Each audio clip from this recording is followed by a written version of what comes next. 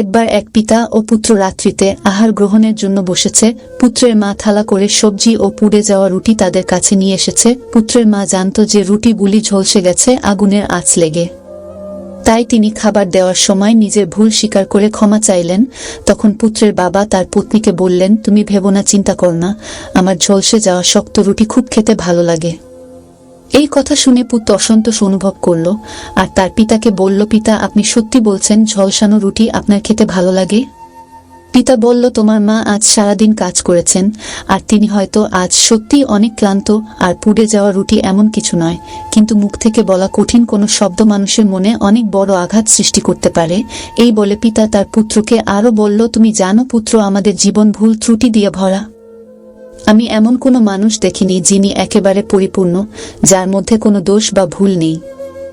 আর আমি জীবন থেকে এটাই শিখেছি, একে অপরের ভুলগুলোকে স্বীকার করে নিতে হয়, অন্যের ভুলগুলোকে ক্ষমার মাধ্যমে ও একে অপরকে তার ত্রুটি দিয়ে পছন্দ করতে জানতে হয়।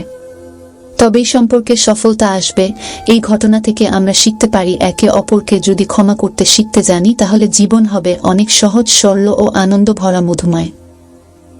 বন্ধুরা, ভিডিওটি দেখার জন্য অসংখ্য ধন্যবাদ।